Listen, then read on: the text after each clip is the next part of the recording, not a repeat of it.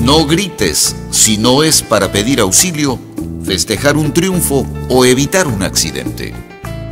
En una situación normal, el grito no es una forma de comunicación aceptable. El que tiene la razón no grita, no necesita hacerlo. Se equivoca quien cree que el valor de lo que dice depende del volumen de su voz. Nada es mejor o más importante porque suena más fuerte. El grito es una falta de respeto.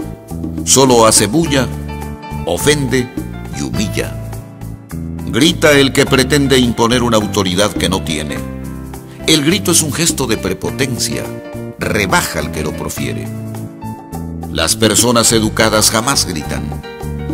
Grita el altanero, el que cree que gritando todo lo puede.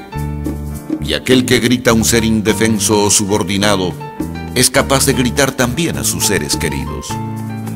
El grito es la confesión del miedo. Grita el que teme no ser tomado en cuenta o no ser obedecido. El grito es un acto que compensa los silencios sumisos que guarda el gritón con otra gente. Gritar por costumbre es una enfermedad muy triste, pero gracias a Dios curable. Es dejar salir la fiera que todos llevamos adentro. Aunque valgan verdades, las fieras no gritan. En un conflicto de opiniones, serénate. Y si es posible, guarda silencio, pero no grites. El que lo hace está anunciando que ha perdido el control de la situación.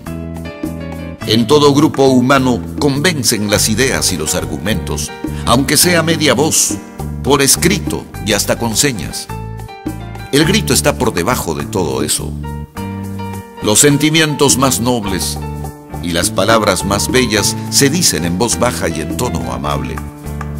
Nadie reza o confiesa su amor, ni molesto, ni gritando.